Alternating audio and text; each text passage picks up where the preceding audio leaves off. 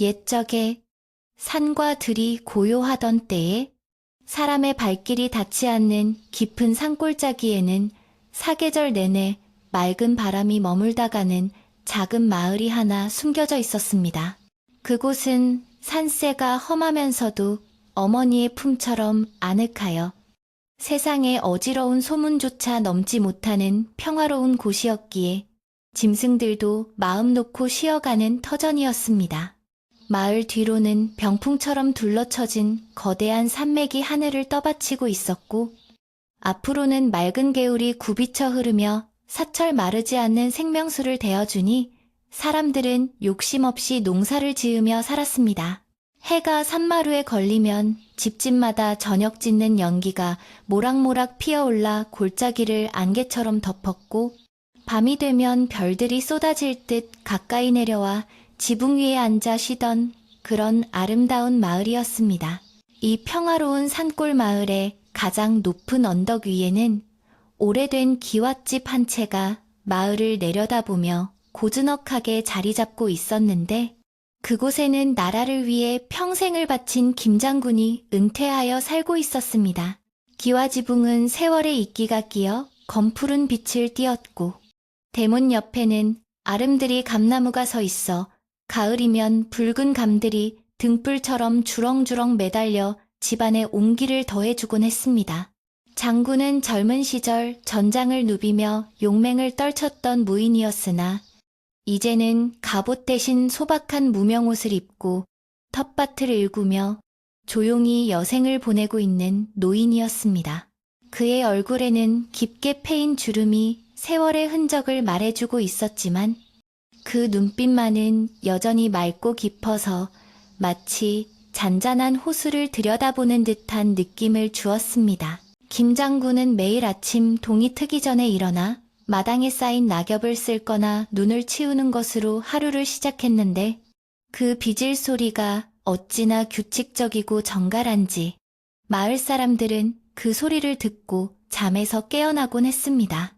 그는 무관 출신임에도 불구하고 권위를 내세우거나 목소리를 높이는 법이 없었으며 길에서 만나는 어린아이에게조차 먼저 허리를 굽혀 인사를 건네는 겸손한 사람이었습니다. 마을 사람들은 그런 장군을 진심으로 존경하여 맛있는 음식을 하거나 귀한 과일이 생기면 제일 먼저 장군의 집을 찾아가 대접하곤 했습니다. 하지만 장군의 온화한 미소 뒤에는 아무에게도 쉽게 털어놓지 못하는 깊은 슬픔과 그리움이 그림자처럼 짙게 드리워져 있었습니다. 장군의 집 마루에 앉아 멀리 북쪽 하늘을 바라볼 때면 그의 눈가는 언제나 촉촉하게 젖어들곤 했는데 그것은 전쟁터에서 잃어버린 하나뿐인 남동생에 대한 사무치는 그리움 때문이었습니다. 형제는 어린 시절 부모를 일찍 여의고 서로를 의지하며 자랐기에 그 우애가 남달랐고 장군에게 동생은 목숨보다 더 소중한 존재이자 자신이 지켜주어야 할 마지막 혈육이었습니다. 그러나 운명은 야속하게도 두 형제를 참혹한 전장으로 내몰았고 치열한 전투 속에서 장군은 적들을 물리치며 승리를 거두었지만 정작 자신의 등 뒤를 따르던 동생을 지키지 못했다는 자책감에 시달려야 했습니다. 동생이 적의 화살을 맞고 쓰러지던 그 마지막 순간 형을 바라보던 그 애처로운 눈빛은 수십 년이 지난 지금까지도 장군의 가슴에 박혀 지워지지 않는 아픔이 되었습니다. 겨울이 깊어지면 산골 마을에는 이른 저녁부터 어둠이 깔리고 차가운 바람이 문풍지를 세차게 흔들어 대는데 이런 밤이면 장군은 더욱더 잠을 이루지 못하고 뒤척였습니다. 따뜻한 아랫목에 누워 눈을 감아도 윙윙거리는 바람소리가 마치 전장에서 동생이 자신을 부르는 목소리처럼 들려와 가슴이 먹먹해졌기 때문입니다. 장군은 자리에서 일어나 호롱불을 켜고 낡은 서책을 뒤적거리거나 붓을 들어 글을 쓰며 마음을 달래려 했지만 붓끝에서 흘러나오는 먹물은 종이 위에 번지며 마치 눈물자국처럼 얼룩지곤 했습니다. 창밖에는 하염없이 눈이 내리고 세상이 온통 하얗게 변해가는 밤이면 그의 고독은 더욱 깊어져만 갔고 그는 뜬 눈으로 밤을 지새우며 잃어버린 동생의 이름을 속으로 수없이 되뇌었습니다. 장군의 집에는 그를 오랫동안 모셔온 늙은 유모가 한 분 계셨는데 그녀는 장군을 친아들처럼 아끼고 보살피며 그의 곁을 묵묵히 지키고 있었습니다. 유모는 밤늦도록 장군의 방에 불이 꺼지지 않는 것을 보고는 걱정스러운 마음에 따뜻한 생강차를 끓여 답안에 받쳐들고 조심스럽게 방으로 들어오곤 했습니다. 그녀는 구분등을 펴며 차를 내려놓고는 장군의 어깨에 걸쳐진 얇은 겉옷을 여며주며 밤이 깊었으니 이제 그만 근심을 내려놓고 주무시라고 나직한 목소리로 권하곤 했습니다. 유모의 주름진 손길에는 장군을 향한 안타까움과 정성이 가득 담겨 있었기에 장군은 그 마음을 거절하지 못하고 억지로라도 자리에 눕는 시쉿을 하곤 했습니다. 유모가 방을 나가고 나면 장군은 다시 일어나 창문을 살며시 열고 차가운 밤 공기를 들이마시며 머리를 식히곤 했는데 그때마다 뒷산 숲속에서는 알 수 없는 짐승의 울음소리가 희미하게 들려왔습니다. 그 소리는 일반적인 늑대나 산짐승의 울음소리와는 달리 어딘가 모르게 처연하고 슬픈 가락을 담고 있어 듣는 이의 마음을 묘하게 울리는 힘이 있었습니다. 마을 사람들은 그 소리를 듣고 산신령이 노했거나 도깨비가 장난을 치는 것이라 여겨 두려워했지만 장군에게는 그 소리가 두려움보다는 오히려 설명할 수 없는 이끌림으로 다가왔습니다. 그는 그 울음소리가 들려오는 방향을 하염없이 바라보며 혹시라도 저 숲속에 자신이 모르는 어떤 사연이 숨겨져 있는 것은 아닐까 하는 막연한 생각에 잠기곤 했습니다. 어느 날 밤에는 눈이 유난히 많이 내려온 세상이 은빛으로 빛나고 있었는데 장군은 마루에 나와 앉아 설경을 감상하며 옛 추억에 잠겨 있었습니다.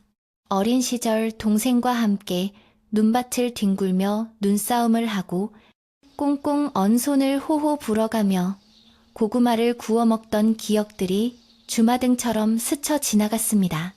동생은 유난히 겁이 많고 마음이 여려서 작은 벌레 하나도 함부로 죽이지 못하는 순한 성품을 가지고 있었는데 그런 동생이 칼과 창이 난무하는 전장에서 얼마나 무섭고 외로웠을지 생각하면 장군은 가슴이 미어지는 것 같았습니다. 그는 하늘에 떠있는 달을 향해 동생아, 부디 좋은 곳에서 편안히 쉬거라 하고 마음속으로 빌며 흘러내리는 눈물을 소매 끝으로 훔쳐내었습니다. 장군의 집 마당 한 구석에는 오래된 우물이 하나 있었는데 그 우물물은 깊은 산속에서 솟아나는 안반수라 여름에는 시원하고 겨울에는 따뜻한 기운이 감돌았습니다.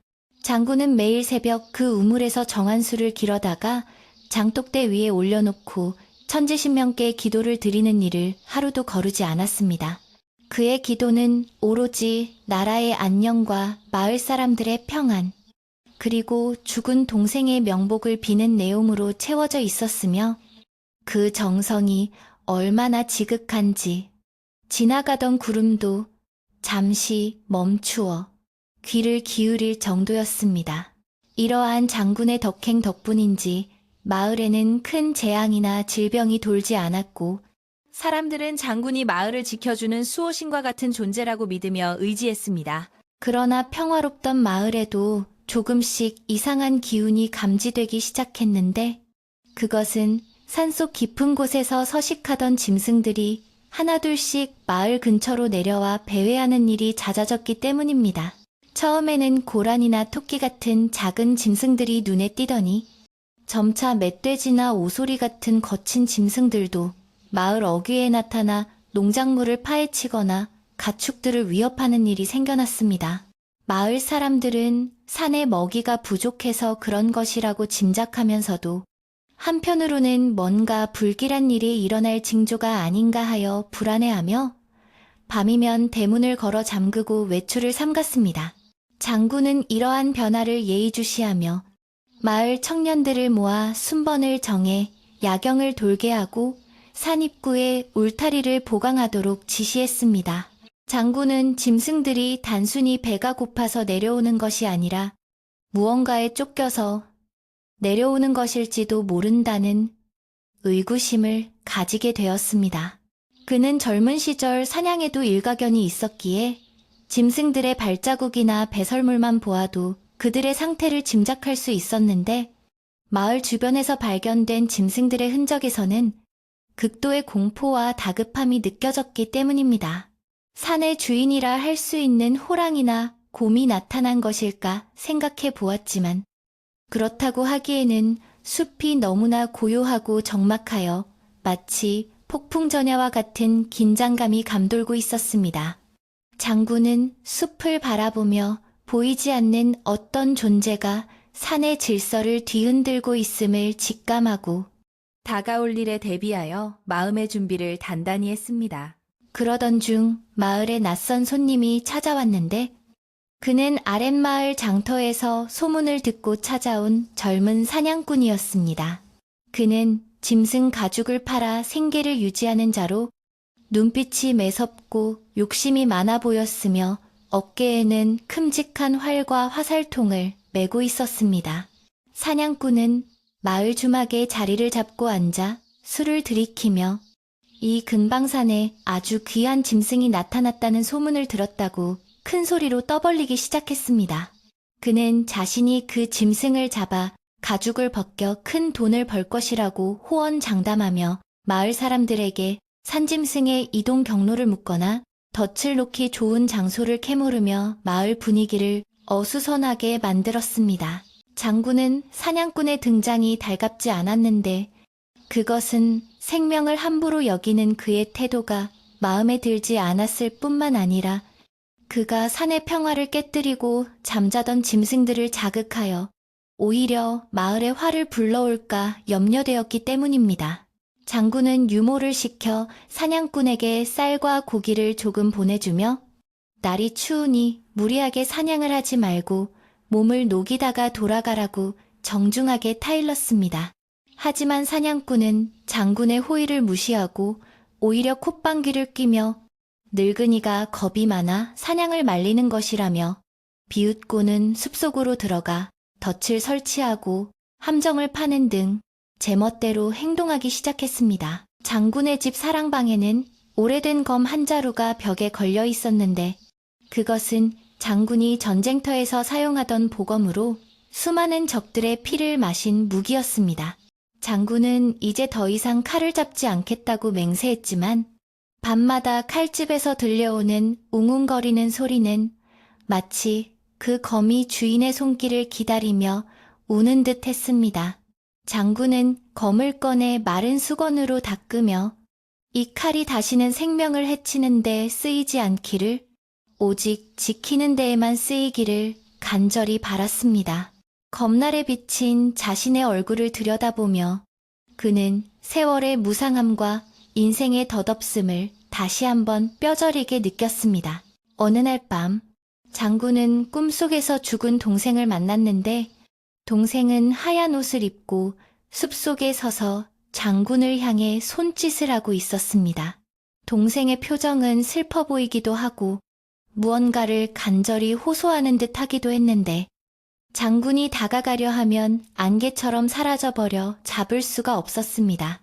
꿈에서 깬 장군은 식은땀을 흘리며 자리에서 일어났고 창밖을 보니 여전히 눈이 내리고 있었지만 그 눈발 사이로 무언가 거대한 그림자가 마당을 스쳐 지나가는 것을 보았습니다. 그는 헛것을 보았나 싶어 눈을 비비고 다시 보았지만 마당에는 아무런 흔적도 남아있지 않았고 오직 바람소리만이 윙윙거리며 귓가를 스칠 뿐이었습니다. 장군은 다음 날 아침 일찍 일어나 마당을 살펴보았는데 눈 위에 찍힌 발자국은 일반적인 개의 것보다 훨씬 크고 깊어서 보는 이를 압도했습니다. 그 발자국은 대문 앞까지 왔다가 다시 뒷산 쪽으로 돌아간 흔적을 보여주고 있었는데 장군은 그 발자국을 따라 시선을 옮기며 지난밤 꿈에 보았던 동생의 모습과 겹쳐져 가슴이 두근거렸습니다. 마을 사람들도 그 발자국을 보고 웅성거리기 시작했고, 사냥꾼은 그 발자국이 전설 속의 영물인 흰 늑대의 것이라며 흥분하여 날뛰었습니다. 사냥꾼은 이것이야말로 일생일대의 기회라며 마을 청년들을 부추겨 산을 뒤지려 했지만 장군은 엄한 표정으로 그들을 만류하며 산신령의 노여움을 사지 않도록 조심하라고 경고했습니다. 눈이 그치고 햇살이 비추자 마을은 눈부신 은세계로 변했지만 그 아름다움 속에는 알 수 없는 긴장감이 팽팽하게 감돌고 있었습니다.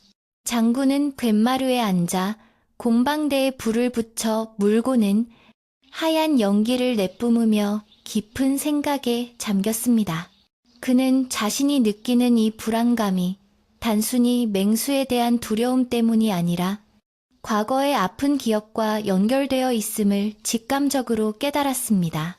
동생이 죽던 날에도 이처럼 눈이 많이 내렸고 차가운 바람이 불었으며 어디선가 늑대의 울음소리가 들려왔던 기억이 되살아났기 때문입니다.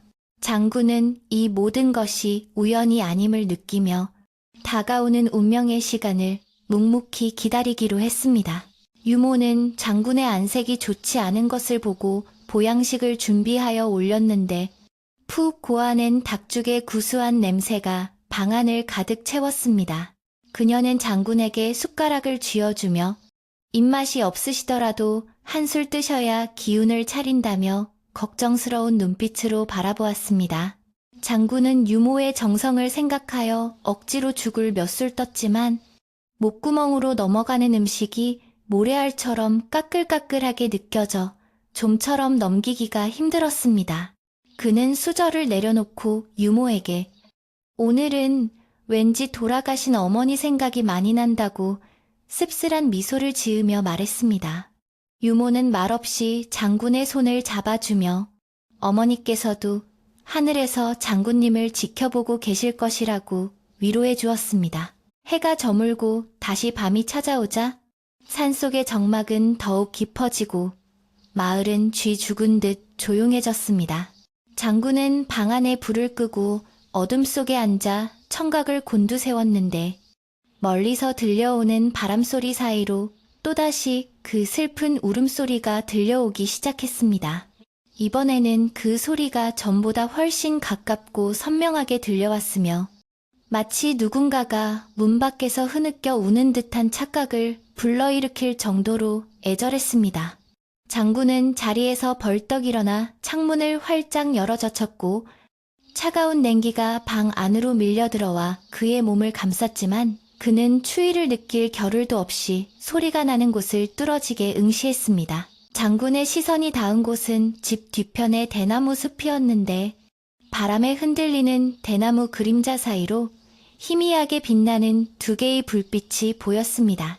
그것은 반딧불이도 아니고 도깨비불도 아니었으며 분명 살아있는 짐승의 눈빛이었습니다. 그 눈빛은 사납거나 공격적이지 않고 오히려 그윽하고 따뜻한 느낌을 주어 장군의 마음을 사로잡았습니다. 장군은 홀린 듯이 마루로 걸어나갔고 신발도 신지 않은 채 차가운 눈 위를 밟으며 대나무 숲을 향해 한 걸음씩 다가갔습니다.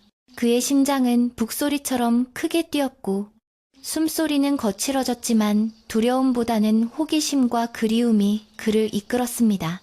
대나무 숲 가장자리에 다다랐을 때 장군은 마침내 그 눈빛의 주인을 마주하게 되었습니다.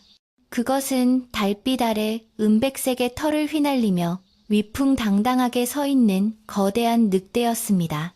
늑대는 장군을 보고도 도망치거나 으르렁거리지 않고 마치 오랫동안 기다려왔던 사람을 만난 것처럼 고요하게 그를 바라보고 있었습니다. 장군은 늑대의 눈을 들여다보는 순간 숨이 턱 막히는 듯한 충격을 받았는데 그 눈동자가 죽은 동생의 눈과 너무나도 닮아 있었기 때문입니다.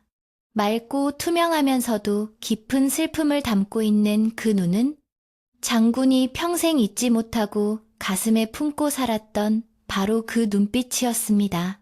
장군은 떨리는 목소리로 네가 혹시 라고 말을 잇지 못하고 늑대를 향해 손을 뻗었습니다. 늑대는 장군의 손길을 피하지 않고 가만히 서서 꼬리를 살짝 흔들었는데 그 모습이 마치 형을 반기는 동생의 모습처럼 보였습니다. 장군은 눈물이 앞을 가려 늑대의 형상이 흐릿하게 보였지만 그 존재가 주는 따뜻한 기운만은 분명하게 느낄 수 있었습니다. 그러나 그 순간 어디선가 적이 있다, 저놈이다 하는 사냥꾼의 고함 소리가 들려왔고 늑대는 깜짝 놀라 숲속 깊은 곳으로 몸을 돌려 사라져버렸습니다. 장군은 안타까움에 가지마라고 외쳤지만 늑대는 이미 어둠 속으로 자취를 감춘 뒤였고 숲에는 다시 적막만이 감돌았습니다. 장군은 허탈한 마음으로 마당에 주저앉아 늑대가 사라진 방향을 멍하니 바라보았고 뒤이어 달려온 사냥꾼과 마을 청년들은 횃불을 들고 소란스럽게 주변을 뒤지기 시작했습니다. 사냥꾼은 드디어 놈을 찾았다며 쾌재를 불렀고 내일 날이 밝는 대로 몰입꾼을 풀어 늑대를 잡겠다고 큰 소리쳤습니다. 장군은 그들의 소란스러운 모습이 못마땅하고 화가 났지만 지금 당장은 늑대를 보호할 방법이 없음을 깨닫고 무거운 몸을 이끌고 방으로 들어왔습니다. 그는 밤새 뒤척이며 어떻게 해야 늑대를, 아니 동생의 넋이 깃든 것 같은 저 생명을 지킬 수 있을지 고민하며 뜬 눈으로 밤을 지새웠습니다. 밖에는 다시 눈보라가 몰아치기 시작했고 장군의 깊은 한숨소리는 바람소리에 묻혀 산골짜기로 흩어졌습니다. 날이 밝아오자 지난밤의 눈보라는 거짓말처럼 멈추고 하늘은 시리도록 파랗게 개었지만 마을을 감싸고 도는 공기는 여전히 날카롭고 차가웠습니다. 밤새 내린 눈은 온 세상을 두꺼운 소미불처럼 덮어버려 어디가 길이고 어디가 밭인지 구분할 수 없을 정도였지만 그 순백의 평화 위에는 마을 사람들의 불안과 공포가 검은 먹물처럼 번져나가고 있었습니다.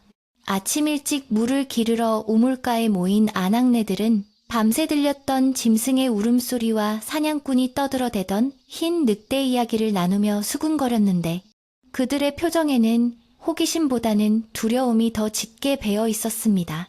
어떤 이는 그 짐승의 눈에서 시뻘건 불이 뿜어져 나왔다고 하고 또 어떤 이는 그 덩치가 황소보다 더 커서 집을 통째로 삼킬 기세였다며 확인되지 않은 소문을 사실인 양 부풀려 이야기하고 있었습니다. 마을 어귀에 있는 주막에는 아침부터 사람들이 모여들어 웅성거리고 있었는데 그 중심에는 지난밤 늑대를 놓쳐 분해하는 사냥꾼이 앉아 있었습니다.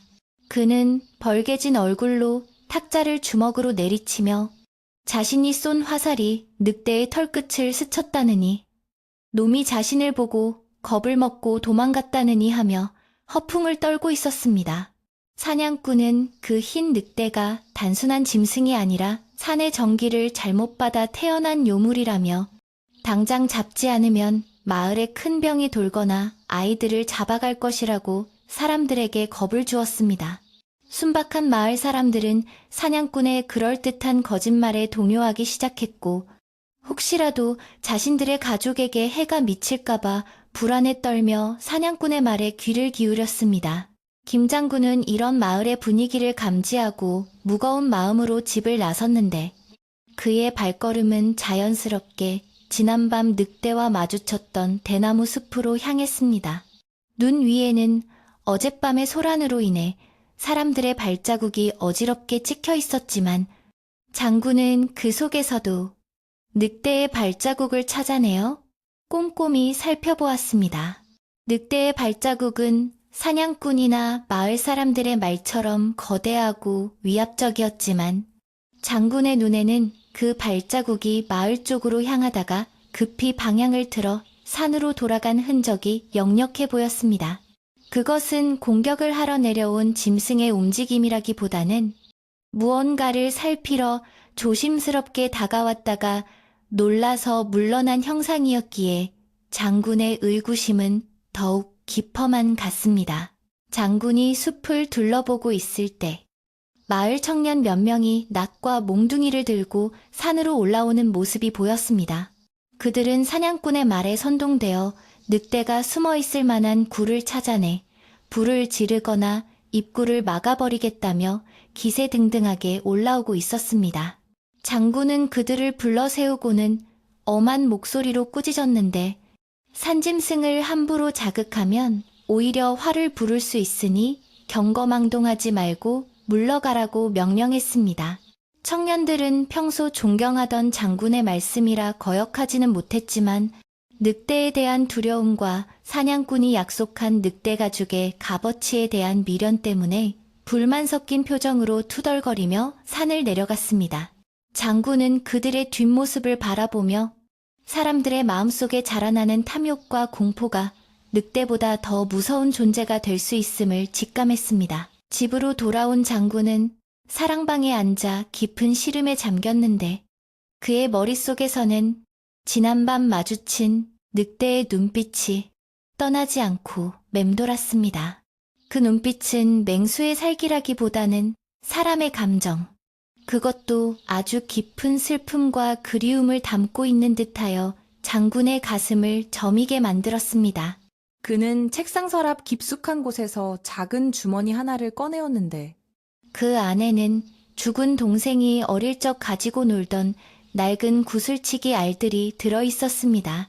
장군은 차가운 구슬을 손에 쥐고 만지작거리며 혹시라도 죽은 동생의 넋이 이승을 떠나지 못하고 짐승의 몸을 빌려 자신을 찾아온 것은 아닌가 하는 터무니없지만 간절한 생각에 빠져들었습니다. 그 시각, 사냥꾼은 마을 사람들의 지원을 받아 늑대를 잡기 위한 본격적인 준비를 서두르고 있었습니다. 그는 대장간에 들러 화살촉을 더 날카롭게 갈고 덫을 만들기 위해 굵은 밧줄과 쇠창살을 모으는 등 분주하게 움직였습니다. 사냥꾼은 마을 사람들에게 늑대 가죽이 만병통치약이 된다거나 늑대의 뼈를 고아 먹으면 힘이 장사가 된다는 둥 헛소문을 퍼뜨리며 자신의 사냥을 정당화하려 애썼습니다. 그는 장군이 사냥을 반대하는 것을 두고 늙은이가 겁이 많아 노망이 났다며 뒤에서 비아냥거리기까지 했는데 이 말은 마을 사람들 사이에서 알게 모르게 퍼져나가 장군의 권위에 흠집을 내기 시작했습니다. 점심때가 지나자 하늘은 다시 흐려지기 시작했고 회색빛 구름이 산봉우리를 덮으면서 을씨년스러운 분위기를 자아냈습니다. 바람이 불 때마다 앙상한 나뭇가지들이 서로 부딪히며 기괴한 소리를 내었고 까마귀 떼가 마을 상공을 빙빙 돌며 불길하게 울어대어 사람들의 불안감을 증폭시켰습니다. 아이들은 무서워서 밖으로 나오지 못하고 방 안에 틀어박혀 있었고 어른들도 일손을 놓고 삼삼오오 모여 앉아 걱정스러운 얼굴로 산 쪽을 바라보며 수군거렸습니다. 마을의 평화는 깨졌고 보이지 않는 공포가 안개처럼 스며들어 사람들의 마음을 쫓아매고 있었습니다. 장군의 집 부엌에서는 늙은 유모가 저녁 준비를 하고 있었는데 도마지라는 소리가 평소와 달리 불규칙하고 뚝뚝 끊겼습니다. 그녀 역시 마을에 도는 흉흉한 소문을 들어 알고 있었고 무엇보다 장군이 식음을 전폐하다시피 하며 고민하는 모습에 마음이 편치 않았기 때문입니다. 유모는 아궁이에 불을 지피며 타오르는 불꽃을 멍하니 바라보다가 문득 지난밤 들었던 그 짐승의 울음소리를 떠올렸습니다. 평생을 이 산골에서 살아온 그녀의 귀에 그 소리는 피냄새를 맡은 맹수의 포효가 아니라 어미 잃은 새끼나 짝을 잃은 기러기의 울음처럼 처량하게 들렸던 것입니다. 유모는 조심스럽게 사랑방 문을 열고 들어가 장군에게 다과상을 내려놓으며 말을 건넸습니다. 나으리, 마을 인심이 흉흉하여 걱정이 많으시지요.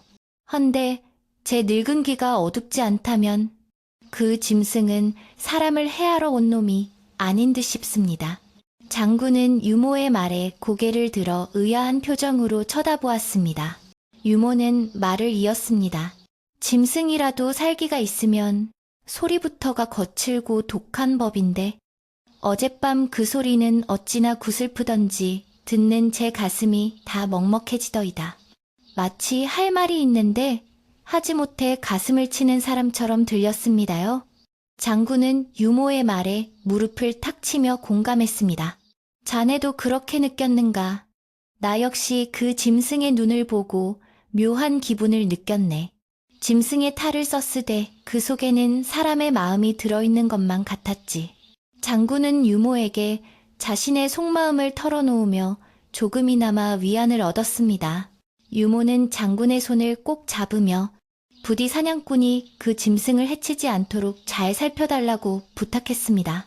그녀는 본능적으로 그 흰 늑대가 장군의 지방과 어떤 연이 닿아 있음을 느끼고 있었던 것입니다. 해가 서산으로 넘어가고 어둠이 깔리자 마을 곳곳에서는 개들이 맹렬하게 지저대기 시작했습니다. 평소에는 얌전하던 개들이 허공을 향해 이빨을 드러내고 지저대는 모습은 마치 보이지 않는 영혼을 쫓아내려는 듯 필사적이어서 보는 사람들을 더욱 공포에 떨게 했습니다. 사냥꾼은 이것이야말로 늑대가 가까이 왔다는 증거라며 횃불을 들고 마을 외곽을 순찰하겠다고 나섰습니다. 그는 몇몇 건장한 청년들을 대동하고 진과 꽹과리를 치며 마을을 돌았는데 이는 늑대를 쫓으려는 목적보다는 자신의 위세를 과시하고 마을 사람들을 통제하려는 의도가 더 커 보였습니다. 장군은 시끄러운 징소리에 눈살을 찌푸리며 마루로 나왔습니다. 마을의 고요를 깨뜨리고 불안을 조장하는 사냥꾼의 행태가 도를 넘었다고 판단했기 때문입니다. 장군은 하인을 시켜 사냥꾼을 불러오게 하려 했으나 이미 사냥꾼은 마을 사람들 사이에서 영웅 대접을 받고 있어 섣불리 제지하기가 어려운 상황이었습니다. 사람들은 장군의 지혜보다 당장 눈앞에 칼과 활을 든 사냥꾼의 무력에 더 의지하고 있었고 이는 장군에게 큰 무력감과 안타까움을 안겨주었습니다. 밤이 깊어지자 사냥꾼과 청년들은 마을 입구와 뒷산으로 이어지는 길목에 덫을 놓고 잠복에 들어갔습니다. 그들이 설치한 덫은 곰도 잡을 수 있을 만큼 강력하고 잔인한 것이어서 한 번 걸리면 뼈가 부러지고 살이 찢겨나가는 고통을 겪어야 했습니다.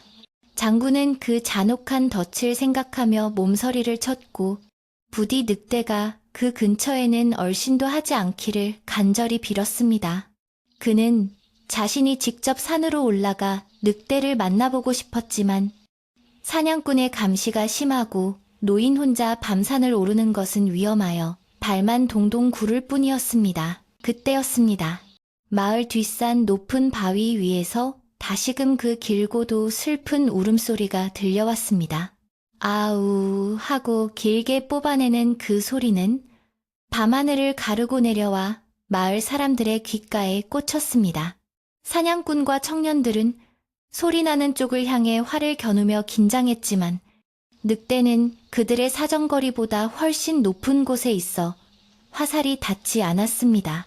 늑대는 마치 아래를 내려다보며 사람들의 어리석음을 꾸짖기라도 하는 듯 한참을 그렇게 울다가 멈추기를 반복했습니다. 그 울음소리에는 분노가 아닌 애타는 호소와 경고가 담겨있는 듯 했습니다. 장군은 그 소리를 들으며 마당에 서서 밤하늘을 올려다보았습니다. 구름 사이로 희미하게 드러난 달빛 아래 바위 끝에 서 있는 하얀 점 하나가 눈에 들어왔습니다. 거리가 너무 멀어 형체는 보이지 않았지만 장군은 그곳에 늑대가 있음을 확신했습니다. 그는 마음속으로 내려오지 마라. 절대 내려오지 마라. 이곳은 너에게 지옥과도 같은 곳이다. 라고 외쳤습니다.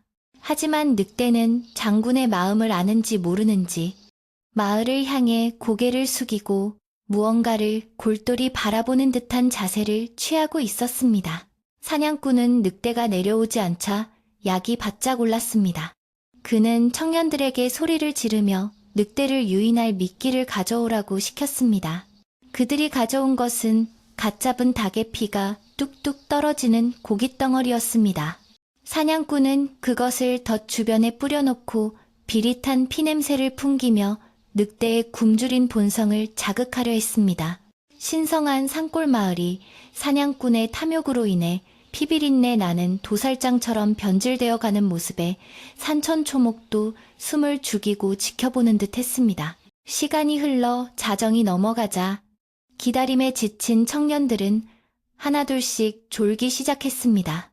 추위와 피로가 몰려오자 늑대에 대한 공포도 조금씩 무뎌졌고 늑대가 나타나지 않을 것이라는 안도감이 들기 시작한 것입니다. 하지만 사냥꾼만은 눈을 번뜩이며 자리를 지키고 있었는데 그의 눈에는 늑대 가죽을 팔아 챙길 금돈에 대한 욕망이 활활 타오르고 있었습니다. 그는 자신이 최고의 사냥꾼임을 증명하고 이 마을에서 큰 소리치며 살 기회를 절대 놓치고 싶지 않았습니다. 장군은 방 안에 앉아 있었지만 온 신경은 바깥에 가 있었습니다. 그는 늑대가 피냄새를 맡고 혹시라도 내려올까봐 전전긍긍했습니다. 동생은 생전에도 맛있는 음식을 보면 참지 못하고 달려들곤 했던 아이였기에 그 넋이 깃든 짐승 또한 유혹을 이기지 못할까 걱정되었던 것입니다. 장군은 벽에 걸린 검을 다시 바라보았습니다. 만약 사냥꾼이 늑대를 해치려 한다면 자신이 나서서라도 막아야 한다는 결심이 서서히 굳어지고 있었습니다. 그것은 단순히 짐승을 보호하는 것이 아니라 자신의 과거와 양심을 지키는 일이기도 했습니다. 새벽녘이 가까워질 무렵 갑자기 덫이 설치된 쪽에서 탁 하는 둔탁한 소리와 함께 짐승의 비명소리가 들려왔습니다. 졸고 있던 청년들이 화들짝 놀라 일어났고 사냥꾼은 잡았다 하고 외치며 횃불을 들고 달려갔습니다. 장군도 그 소리를 듣고 신발을 꿰어 신고는 급히 대문을 박차고 나갔습니다. 그의 가슴은 철렁 내려앉았고 제발 그 덫에 걸린 것이 흰 늑대가 아니기를 빌며 달렸습니다. 마을 사람들도 잠에서 깨어 하나둘씩 밖으로 나왔고 횃불의 행렬이 산 입구로 이어졌습니다. 사람들이 도착한 곳에는 덫에 걸린 짐승이 고통스럽게 몸부림치고 있었습니다. 그러나 횃불이 비춘 그 짐승은 모두가 예상했던 거대한 흰 늑대가 아니었습니다. 그것은 마을에서 키우던 누렁이 개 한 마리였는데 피냄새를 맡고 산으로 올라왔다가 변을 당한 것이었습니다. 개의 다리는 덫에 깊이 물려 피가 흐르고 있었고 고통에 겨워 낑낑거리는 소리가 애처로웠습니다. 사냥꾼은 실망한 기색이 역력하여 바닥에 침을 캔뱉으며 재수없는 똥개놈이 내 덫을 망쳤다며 화를 냈습니다. 뒤따라 도착한 장군은 그 참혹한 광경을 보고 격노했습니다. 그는 사냥꾼을 향해 호통을 쳤습니다. 내 놈의 욕심이 죄 없는 생명을 해쳤구나. 마을을 지킨다는 명분으로 기르는 개조차 알아보지 못하고 덫을 놓다니 네가 진정 사람을 위하는 자냐?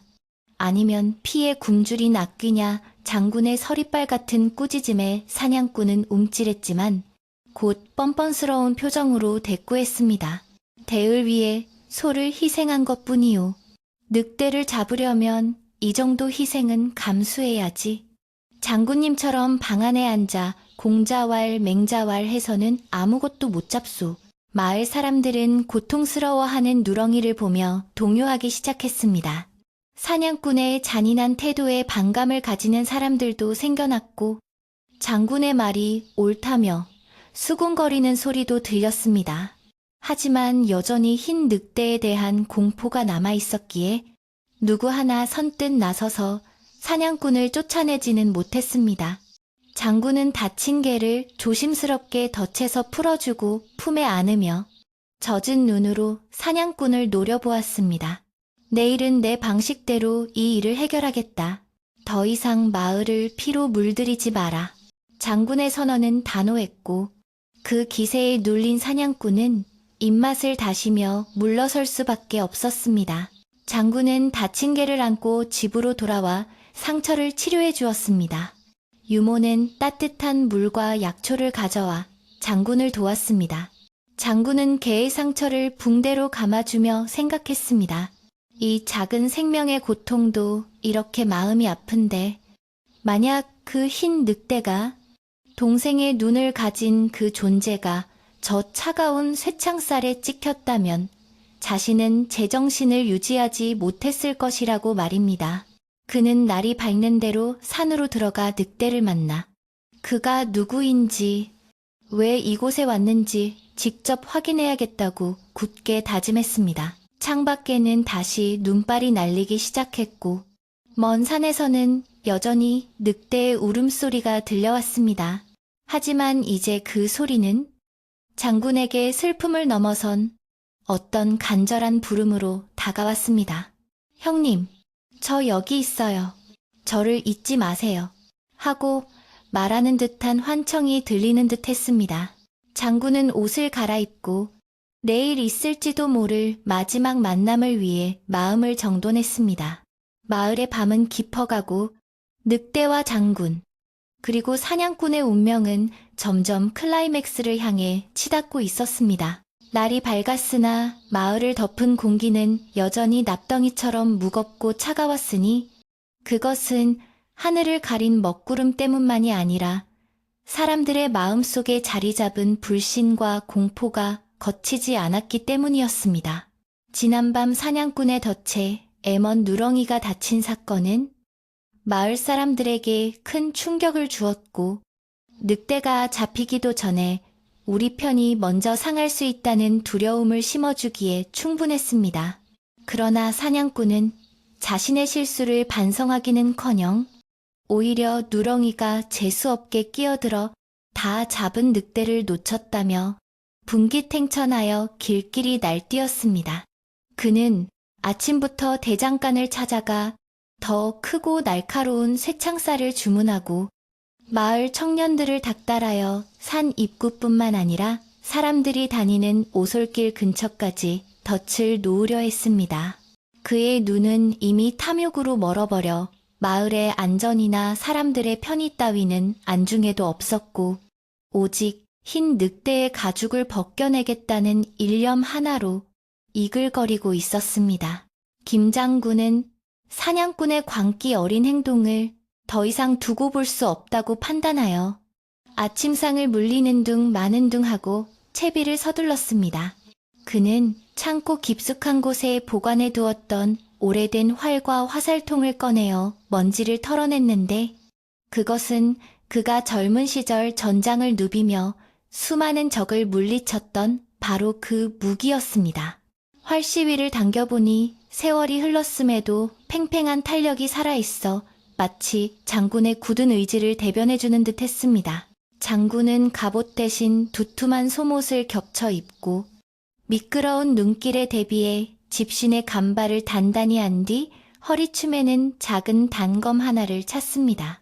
그의 모습은 비록 늙고 주름진 노인의 형색이었으나 그 눈빛에서 뿜어져 나오는 기계만큼은 천군만마를 호령하던 대장군의 위엄을 고스란히 간직하고 있었습니다.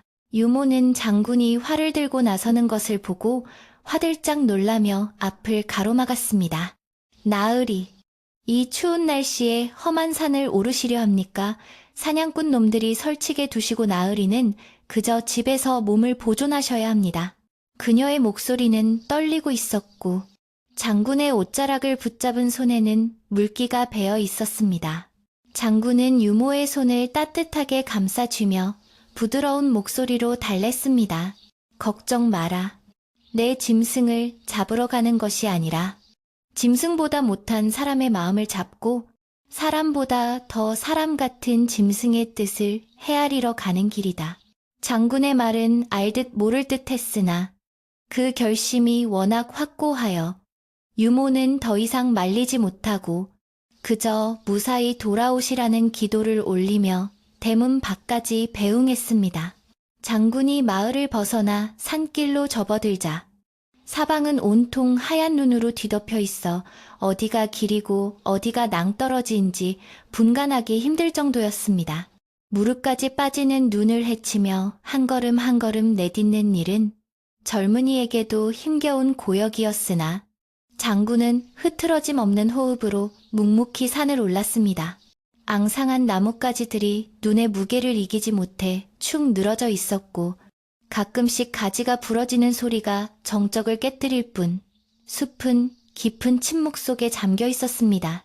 장군은 눈 위에 찍힌 수많은 짐승의 발자국들 사이에서 사냥꾼들이 남긴 어지러운 흔적들을 피해 오직 자신의 감각과 기억에 의존하여 늑대가 있을 법한 깊은 골짜기를 향해 나아갔습니다. 산을 오를수록 장군의 머릿속에는 죽은 동생과의 추억들이 더욱 선명하게 되살아났습니다. 어릴 적 형제는 이 산을 제 집 마당처럼 뛰어다니며 참을 캐고 머루를 따먹곤 했는데 그때마다 동생은 힘들어하는 형을 위해 앞서가다가도 멈춰서서 기다려주곤 했습니다. 형님, 저기까지만 가면 시원한 약수터가 있어요. 조금만 더 힘을 내세요. 라며 환하게 웃던 동생의 얼굴이 눈 덮인 나무들 사이로 어른거리는 듯 했습니다. 장군은 찬바람에 시린 눈을 비비며 자신이 지금 쫓고 있는 것이 전설 속의 늑대인지 아니면 가슴 속에 묻어둔 그리움의 환영인지 분간하기 어려워졌습니다.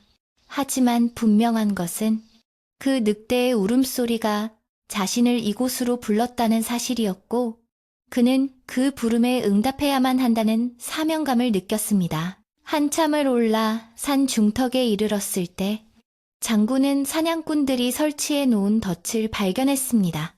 나뭇잎과 눈으로 교묘하게 가려져 있었지만 장군의 예리한 눈썰미를 피할 수는 없었습니다. 덫 주변에는 짐승을 유인하기 위한 미끼로 썩은 고기가 놓여 있어 역겨운 냄새를 풍기고 있었는데 이는 신성한 산을 더럽히는 행위였습니다. 장군은 혀를 차며 주변의 나뭇가지를 꺾어 덫을 건드려 작동시켜버렸습니다. 철커덕 하는 소리와 함께 쇠창살이 무시무시한 기세로 튀어올랐고 만약 누군가 무심코 밟았더라면 발목이 잘려나갔을 끔찍한 위력이었습니다. 장군은 사냥꾼의 잔인함에 치를 떨며 보이는 족족 덫을 무력화시키며 앞으로 나아갔습니다. 그때였습니다. 바람이 방향을 바꾸며 장군의 코끝에 낯선 냄새가 스쳐 지나갔습니다. 그것은 피냄새나 노린내가 아닌 차가운 눈냄새와 섞인 야생의 기운이었습니다. 장군은 본능적으로 걸음을 멈추고 주변을 경계했습니다. 고요했던 숲속의 공기가 미세하게 진동했고 어디선가 시선이 느껴졌습니다. 장군은 천천히 고개를 돌려 바위 너머를 바라보았고 그곳에는 하얀 눈과 구분이 되지 않을 만큼 새하얀 털을 가진 거대한 늑대가 조각상처럼 앉아 그를 내려다보고 있었습니다. 드디어 마주한 흰 늑대의 모습은 마을 사람들의 소문처럼 흉측한 괴물이 아니라 산의 주인이라 불려도 손색이 없을 만큼 고귀하고 신비로운 자태였습니다. 장군은 숨을 죽이고 늑대를 응시했습니다. 늑대와의 거리는 불과 20여 보. 장군이 마음만 먹으면 활을 쏘아 맞힐 수 있는 거리였습니다. 하지만 장군은 활을 들어 올리는 대신 천천히 활을 내려놓고 두 손을 펴서 자신에게 적의가 없음을 보여주었습니다. 늑대 역시 장군의 행동을 주시하며 가만히 앉아 있었는데 그 털끝 하나 움직이지 않는 침착함은 일반적인 짐승의 것이 아니었습니다. 늑대의 눈은 황금빛으로 빛나고 있었지만 그 안에는 야수의 살기 대신 깊고 그윽한 슬픔이 담겨 있어 마치 사람의 눈을 들여다보는 듯한 착각을 불러일으켰습니다. 장군은 조심스럽게 입을 열어 늑대에게 말을 걸었습니다. 네가 나를 불렀느냐, 밤마다 울며 나를 찾던 것이 바로 너였느냐. 장군의 목소리는 산속의 정막을 타고 잔잔하게 퍼져나갔습니다. 놀랍게도 늑대는 장군의 말귀를 알아듣기라도 한 듯 고개를 살짝 기울이며 낮은 소리로 쿠웅 하고 울었습니다. 그 소리는 위협하는 으르렁거림이 아니라 마치 오랜 친구에게 인사를 건네거나 어리광을 부리는 듯한 부드러운 소리였습니다. 장군은 그 소리를 듣는 순간 가슴 한구석이 찌릿해지는 전율을 느꼈는데 그것은 생전에 동생이 형을 부를 때 내던 특유의 콧소리와 너무나 닮아 있었기 때문입니다. 늑대는 자리에서 일어나 천천히 장군 쪽으로 몇 걸음 다가왔습니다. 그 거대한 덩치가 움직일 때마다 근육이 꿈틀거렸지만 발소리는 전혀 들리지 않았습니다. 장군은 두려움보다는 호기심과 알 수 없는 기대감에 몸이 굳어버렸습니다. 늑대는 장군의 코앞까지 다가와 멈춰섰고 장군은 늑대의 숨결이 뿜어내는 하얀 입김을 느낄 수 있었습니다. 가까이서 본 늑대의 얼굴에는 긴 상처 자국 하나가 눈밑을 가로지르고 있었는데 장군은 그 상처를 보고 칵 하고 숨을 들이켰습니다. 그것은 전쟁터에서 동생이 적의 칼에 맞았던 바로 그 부위와 똑같은 위치에 나 있는 상처였던 것입니다. 아, 설마. 장군의 눈에서 뜨거운 눈물이 주르륵 흘러내려 볼을 타고 흘렀습니다. 이성적으로는 도저히 믿을 수 없는 일이었지만 가슴은 이미 그가 누구인지 알아차리고 요동치고 있었습니다. 늑대는 눈물을 흘리는 장군을 물끄러미 바라보다가 차가운 코를 장군의 손등에 갖다 대고 살며시 비빅거렸습니다. 그 촉감은 거칠었지만 따뜻했고 장군은 그 순간 확신했습니다. 이 늑대는 단순히 짐승이 아니라 억울하게 죽은 동생의 넋이 환생하여 자신을 찾아온 것임을 말입니다. 장군은 떨리는 손으로 늑대의 머리를 쓰다듬으며 오열했습니다. 내 동생아, 내가 지켜주지 못해 미안하다. 이렇게 짐승의 몸을 빌려서라도 나를 보러 와준 것이냐. 한동안 장군과 늑대는 눈밭 위에서 교감을 나누었습니다. 늑대는 장군의 손길을 거부하지 않고 얌전히 받아들였으며 장군은 늑대의 목을 끌어안고 그동안 쌓였던 한과 그리움을 토해냈습니다. 차가운 바람이 불어와 눈보라를 일으켰지만 두 존재 사이에는 따뜻한 기류가 흘러 추위를 잊게 만들었습니다. 이것은 인간과 짐승의 만남이 아니라 생사를 초월한 형제의 재회였습니다. 장군은 이제야 왜 밤마다 그 울음소리가 들려왔는지, 왜 이 늑대가 마을 주변을 맴돌면서도 사람을 해치지 않았는지 모든 의문이 풀리는 것을 느꼈습니다. 그때 산 아래쪽에서 요란한 꽹과리 소리와 함께 사람들의 고함이 들려왔습니다. 이쪽이다. 발자국이 이쪽으로 이어졌다. 사냥꾼과 마을 청년들이 늑대의 흔적을 쫓아 올라오고 있었던 것입니다.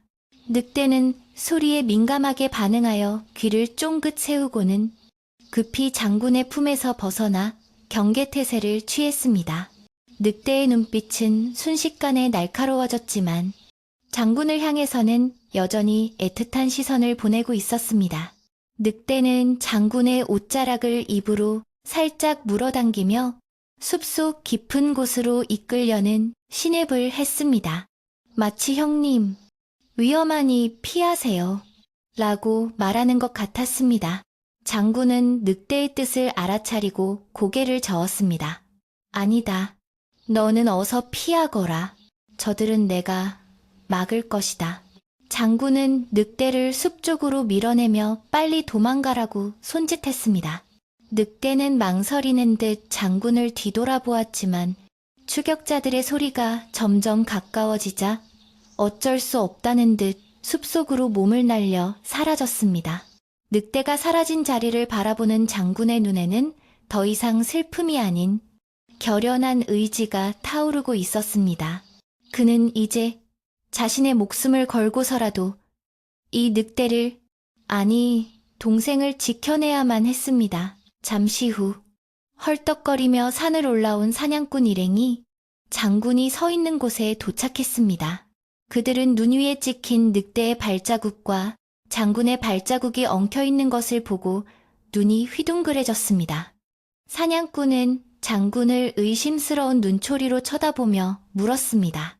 장군님, 여기서 뭐 하십니까? 방금 늑대놈이 이쪽으로 도망치는 걸 보지 못했습니까? 사냥꾼의 눈은 살기로 번들거렸고 손에 든 활에는 이미 화살이 걸려 있었습니다. 그는 장군이 늑대를 숨겨주거나 놓아주었다고 의심하는 기색이 역력했습니다. 장군은 태연한 척하며 사냥꾼을 가로막고 섰습니다. 나는 산책을 하던 중이었다. 짐승 그림자도 보지 못했으니 헛걸음하지 말고 돌아들 가거라. 장군의 목소리는 단호했지만 사냥꾼은 코웃음을 쳤습니다. 산책이라니요. 눈 위에 찍힌 이 발자국은 분명 늑대놈의 것입니다. 장군님이 일부러 놈을 놓아주신 게 아닙니까? 노망이 나도 단단히 나셨구려. 사냥꾼은 장군을 밀치고 지나가려 했지만 장군은 꼼짝도 하지 않고 버티고 섰습니다. 팽팽한 긴장감이 감돌았고 마을 청년들은 어쩔 줄 몰라 하며 두 사람의 눈치만 살폈습니다. 썩 물러가라. 이 산은 마을의 수호신이 머무는 곳이다. 너희들의 더러운 탐욕으로 산을 더럽히는 것을 더 이상 용납하지 않겠다. 장군의 호통소리가 쩌렁쩌렁하게 울려 퍼졌습니다. 사냥꾼은 장군의 기세에 잠시 주춤했지만 이미 욕심에 눈이 먼 그는 쉽게 물러서지 않았습니다. 수호신은 무슨 짐승 가죽 한 장이면 내 팔자가 펴지는데 늙은이가 길을 막는다고 내가 포기할 줄 아시오? 사냥꾼은 청년들에게 다른 길로 돌아가서 포위하라고 소리쳤습니다. 장군은 그들을 막으려 했지만 수적 열세에 밀려 사냥꾼들이 숲으로 흩어지는 것을 보고만 있어야 했습니다. 장군은 분통을 터뜨리며 그들의 뒤를 쫓았습니다. 눈길에 발이 미끄러지고 숨이 턱 끝까지 차올랐지만 그는 멈출 수 없었습니다. 사냥꾼들이 늑대를 발견하고 활을 쏘기 전에 어떻게든 막아야 했습니다. 숲속에서는 사냥꾼들의 신호소리가 오가고 몰입꾼들이 소리를 지르며 짐승을 몰아가는 소리가 들려왔습니다. 장군은 마음속으로 동생의 이름을 부르며 제발 무사하기만을 빌었습니다. 조금만 참거라. 형이 간다. 이번에는 절대로 너를 혼자 두지 않겠다. 해가 기울기 시작하면서 숲은 더욱 어두워졌고 그림자들은 길게 늘어져 기괴한 형상을 만들어냈습니다. 장군은 숲속에서 들려오는 아주 작은 소리에도 귀를 기울이며 사냥꾼보다 먼저 늑대를 찾기 위해 온 신경을 집중했습니다. 그는 늑대가 도망갔을 것으로 짐작되는 험한 바위산 쪽으로 방향을 잡았습니다. 그곳은 지형이 험준하여 사람의 접근이 어렵지만 늑대라면 충분히 몸을 숨길 수 있는 곳이었습니다. 하지만 사냥꾼 역시 그 사실을 알고 있는지 몰입꾼들을 그쪽으로 유도하고 있었습니다. 어느새 눈발이 다시 굵어지기 시작했고 시야는 점점 흐려졌습니다. 이것이 늑대에게 유리할지 사냥꾼에게 유리할지 알 수 없는 상황이었습니다. 장군은 땀과 눈으로 뒤범벅이 된 얼굴을 닦으며 늙은 몸을 이끌고 끈질기게 추격을 이어갔습니다. 그의 머릿속에는 오직 하나. 지난번 전쟁터에서 동생을 잃었을 때의 그 뼈아픈 후회를 다시는 반복하지 않겠다는 생각뿐이었습니다. 이번만큼은 자신의 모든 것을 걸고 지켜내리라. 그것이 남은 여생의 유일한 목표가 되었습니다. 저 멀리 절벽 끝에서 다시 한번 늑대의 울음소리가 들려왔습니다. 이번 소리는 슬픔보다는 다급함과 경계심이 가득 차 있었습니다. 장군은 소리가 나는 곳을 향해 죽을 힘을 다해 달리기 시작했습니다. 그의 심장은 터질 듯이 뛰었고 다리는 후들거렸지만 정신력 하나로 버티며 나아갔습니다. 사냥꾼들도 소리를 듣고 환호성을 지르며 그쪽으로 달려가는 모습이 보였습니다. 운명의 시간이 다가오고 있었고 장군은 자신이 늦지 않기만을 하늘에 빌고 또 빌었습니다. 숲은 이제 최후의 결전을 앞둔 전장처럼 비장한 기운으로 가득 찼습니다. 장군이 헐떡이며 절벽 아래에 도착했을 때 사냥꾼은 이미 활시위를 당기고 늑대를 겨냥하고 있었습니다. 늑대는 절벽 끝에 몰려 더 이상 물러설 곳이 없는 상태였습니다.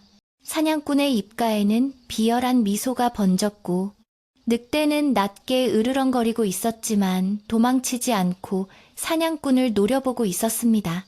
장군은 안 돼! 라고 외치며 사냥꾼을 향해 몸을 날렸습니다.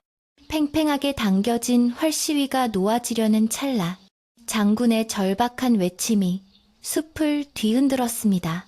과연 장군은 사냥꾼의 화살을 맞고 동생의 넋을 지켜낼 수 있을 것인가? 산마루에 걸린 붉은 해가 그들의 운명을 피처럼 붉게 물들이고 있었습니다. 안 돼, 멈춰라. 장군의 처절한 외침이 눈 덮인 골짜기를 찢을 듯이 울려 퍼졌지만 사냥꾼의 손을 떠난 화살은 이미 시위를 벗어나 매서운 바람을 가르며 날아가고 있었습니다.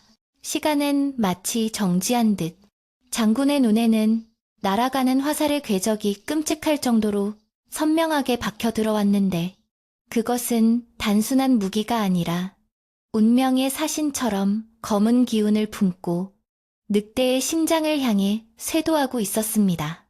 늑대는 피할 수 있는 찰나의 순간이 있었음에도 불구하고 절벽 아래로 몸을 던져 도망치는 대신 그 자리에 굳건히 버티고 서서 날아오는 화살을 정면으로 마주했습니다. 그것은 마치 자신의 운명을 예감하고 담담히 받아들이려는 순교자의 모습과도 같아 보는 이로 하여금 숨을 멈추게 만들었습니다. 퍽 하는 둔탁하고 소름 끼치는 소리와 함께 날카로운 화살촉이 흰 늑대의 가슴 깊이 박혔고 순백의 털 위로 붉은 선혈이 꽃송이처럼 터져나왔습니다. 늑대는 고통에 찬 비명을 지르는 대신 다리에 힘이 풀려 휘청거리면서도 끝까지 시선을 돌리지 않고 오직 한 사람, 장군이 달려오는 방향만을 응시했습니다. 그 거대한 몸집이 눈밭 위로 천천히 무너져 내리는 순간에도 늑대의 눈동자는 흔들림 없이 장군을 쫓고 있었는데 그 눈빛에는 원망이나 분노가 아닌 깊은 안도감과 슬픔이 서려 있었습니다. 장군은 늑대가 쓰러지는 모습을 보며 다리가 풀려 넘어질 뻔했으나 땅을 짚고 다시 일어나 미친 사람처럼 절벽 끝을 향해 기어갔습니다. 사냥꾼은 늑대가 쓰러지는 것을 보자마자 만세, 드디어 내가 해냈다. 천하의 명물을 내가 잡았어. 라고 환호성을 지르며 펄쩍펄쩍 뛰었습니다. 그는 자신의 사냥 솜씨에 도취되어 늑대가 겪을 고통이나 장군의 절망 따위는 안중에도 없었고 오로지 저 가죽을 벗겨 팔면 얼마를 받을 수 있을지 계산하느라 정신이 팔려 있었습니다. 사냥꾼은 허리춤에서 시퍼런 사냥칼을 뽑아들고 의기양양하게 쓰러진 늑대에게 다가갔는데 그 모습은 마치 승리한 장수라도 된 양 거드름을 피우고 있었습니다. 뒤따르던 마을 청년들도 늑대가 쓰러진 것을 보고 안도의 한숨을 내쉬면서도 눈앞에 펼쳐진 참혹한 광경에 선뜻 다가서지 못하고 주춤거렸습니다. 장군은 사냥꾼이 늑대에게 칼을 대려는 찰나 사력을 다해 달려들어 사냥꾼의 앞을 막아서며 천둥 같은 목소리로 호통쳤습니다. 물러거라. 내 놈의 더러운 손을 감히 어디에 대려 하느냐. 장군의 눈에서는 시퍼런 불꽃이 튀었고 온몸에서 뿜어져 나오는 살기는 늙은 노인의 것이라고는 믿기지 않을 만큼 압도적이었습니다. 사냥꾼은 예상치 못한 장군의 기세에 눌려 엉덩방아를 돋으며 뒤로 물러났고 손에 들고 있던 칼을 눈 위에 떨어뜨렸습니다. 장군은 사냥꾼을 노려보며 거친 숨을 몰아쉬었는데 그 모습은 마치 새끼를 지키려는 어미 호랑이처럼 맹렬하고 위험이 넘쳐 흘렀습니다. 사냥꾼을 물리친 장군은 떨리는 손으로 쓰러진 늑대를 조심스럽게 감싸 안았습니다. 늑대의 가슴에서는 붉은 피가 솟구쳐 나와 장군의 옷자락을 적셨지만 장군은 아랑곳하지 않고 늑대의 머리를 자신의 무릎에 뉘었습니다. 늑대는 가쁜 숨을 몰아쉬며 희미해져 가는 눈으로 장군을 올려다보았는데 그 황금빛 눈동자는 이제 죽음의 그림자가 드리워져 빛을 잃어가고 있었습니다. 하지만 그 눈빛 속에 담긴 감정만은 여전히 또렷하여 장군의 가슴을 후벼 파는 듯한 통증을 안겨주었습니다. 그것은 수십 년 전, 전장에서 자신의 품에 안겨 죽어가던 동생이 마지막으로 보내던 바로 그 눈빛과 한치의 오차도 없이 똑같았기 때문입니다. 아, 왜? 도대체 왜 피하지 않았느냐? 바보 같은 녀석, 미련한 녀석. 장군은 늑대의 목을 끌어안고 오열했습니다. 늑대는 장군의 울음소리를 듣고 힘겹게 혀를 내밀어 장군의 거친 손등을 핥아주었습니다. 까칠까칠하면서도 따뜻한 그 감촉은 장군에게 말로 다할 수 없는 위로를 전해주었는데 그것은 형님, 울지 마세요. 저는 괜찮습니다. 라고 말하는 동생의 목소리처럼 느껴졌습니다. 장군은 늑대의 체온이 점점 식어가는 것을 느끼며 자신의 체온이라도 나눠주려는 듯 늑대를 더욱 꽉 끌어안았습니다.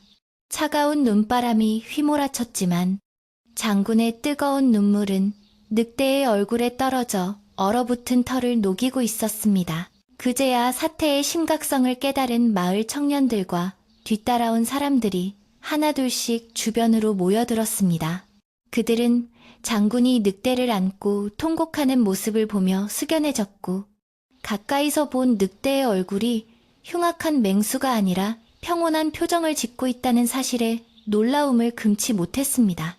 특히 늑대가 죽어가면서도 사람을 해치려 하지 않고 장군에게 의지하는 모습은 그동안 사냥꾼이 퍼뜨렸던 괴소문이 거짓이었음을 증명해주고 있었습니다. 사람들은 웅성거리며 저 짐승이 정말 사람을 알아보는 모양이야. 장군님 말씀대로 보통 짐승이 아니었어라고 수군거리기 시작했습니다. 분위기가 이상하게 돌아가자 사냥꾼은 당황하여 억지를 부리기 시작했습니다. 아니, 다들 왜 이러시오? 이건 그냥 짐승일 뿐이오. 사람을 해칠까봐 내가 잡은 것인데 칭찬은 못해줄 망정 왜 초상집 분위기를 만드는 거요? 사냥꾼은 장군을 향해 삿대질하며 장군님, 비키시오. 그 가죽은 내 것이요. 내가 쏜 화살에 맞았으니 내 소유란 말이오. 라고 소리쳤습니다. 그의 목소리에는 탐욕과 조급함이 묻어 있었지만 이미 마을 사람들의 눈초리는 싸늘하게 변해 있었습니다. 장군은 천천히 고개를 들어 사냥꾼을 바라보았습니다. 그의 눈물 젖은 얼굴은 슬픔을 넘어선 분노로 일그러져 있었습니다. 네, 이놈 네 눈에는 이 생명에 꺼져가는 불빛이 보이지 않고 오직 돈 될 가죽만 보이느냐. 네가 쏜 것은 짐승이 아니라 이 마을을 지키려 했던 수호신이자 내 잃어버린 혈육의 넋이다. 장군의 꾸짖음은 벼락처럼 내리꽂혀 사냥꾼의 고막을 때렸습니다.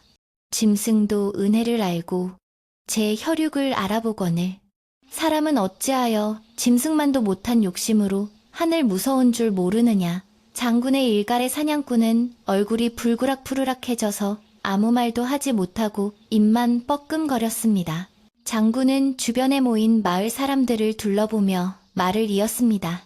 보아라. 이 늑대가 너희에게 이빨을 드러낸 적이 있느냐? 가축을 물어간 적이 있느냐? 며칠 동안 마을을 맴돌았지만 그 누구도 해치지 않았다. 오히려 내 동생의 넋이 깃들어 형을 한 번 더 보고자 찾아온 것을 너희들의 근거 없는 두려움과 저자의 탐욕이 죽음으로 몰아넣은 것이다. 장군의 절절한 호소에 마을 사람들은 고개를 떨구고 부끄러워했습니다. 그들은 자신들이 사냥꾼의 헛된 말에 현혹되어 죄 없는 생명을 몰아세웠음을 뒤늦게 깨닫고 후회했습니다. 사냥꾼은 마을 사람들의 분위기가 완전히 돌아선 것을 느끼고 슬슬 뒷걸음질을 쳤습니다. 아무도 그의 편을 들어주지 않았고 오히려 경멸 어린 시선으로 그를 쏘아보고 있었기 때문입니다. 에이, 재수 없어? 미친 노인네 하나 때문에 다 된 밥에 재를 뿌렸네. 사냥꾼은 투덜거리며 바닥에 떨어진 활과 화살통을 챙겼습니다. 더 이상 이곳에 있다가는 늑대 가죽은커녕 마을 사람들에게 몰매를 맞을 수도 있겠다는 위기감이 들었기 때문입니다. 그는 쫓기듯 산을 내려가면서도 끝까지 자신의 잘못을 인정하지 않고 욕설을 내뱉으며 사라졌습니다. 사냥꾼이 사라지자 산 위에는 다시 고요가 찾아왔습니다. 바람도 숨을 죽인 듯 잠잠해졌고 하늘에서는 솜털 같은 눈송이가 하나둘씩 내려와 늑대의 붉은 피를 덮어주기 시작했습니다. 장군은 늑대의 귀에 대고 나직하게 속삭였습니다. 이제 다 끝났다. 저 시끄러운 놈도 갔으니 편히 쉬거라. 내 동생아, 차가운 눈밭에서 얼마나 춥고 외로웠느냐. 늑대는 마지막 힘을 짜내어 눈을 깜빡였고 그 눈가에는 맑은 이슬 같은 눈물 한 방울이 맺혀 흘러내렸습니다. 그리고 늑대의 가슴이 한번 크게 부풀어 올랐다가 천천히 가라앉으며 영원한 안식에 들었습니다. 늑대가 숨을 거두자 장군은 늑대의 눈을 부드럽게 감겨주었습니다. 다음 생에는 부디 평화로운 세상에서 태어나거라. 다시는 전쟁도 이별도 없는 곳에서 행복하게 살거라. 장군은 늑대의 시신을 안고 한참 동안 움직이지 않았습니다. 마을 사람들은 그 모습을 지켜보며 눈시울을 붉혔고 누구 하나 먼저 말을 꺼내지 않고 장군의 슬픔을 함께 나누었습니다. 그동안 늑대를 괴물이라 부르며 두려워했던 자신들의 어리석음이 너무나 부끄럽고 미안했기에 그들은 마음속으로 늑대에게 용서를 빌었습니다. 어느덧 해가 뉘엿뉘엿 저물어가고 산 그림자가 길게 드리워졌습니다. 장군은 비틀거리며 자리에서 일어났고 늑대의 시신을 번쩍 들어올렸습니다. 노인의 몸으로 감당하기 힘든 무게였지만 장군은 누구의 도움도 받지 않고 직접 동생을 집으로 데려가겠다고 고집했습니다. 그러나 마을 청년들이 앞다투어 나섰습니다. 장군님, 저희가 모시겠습니다. 저희가 잘못했습니다. 청년들은 죄송한 마음을 담아 늑대를 받아들었고 널빤지를 가져와 들것을 만들어 정중하게 시신을 운구했습니다. 장군을 선두로 한 행렬은 천천히 산을 내려왔습니다. 올라올 때의 살기등등하고 소란스러웠던 분위기와는 달리 내려가는 길은 엄숙하고 장엄했습니다. 하얀 눈길 위로 검은 그림자들이 길게 이어졌고 발자국 소리만이 사각사각 울려 퍼졌습니다.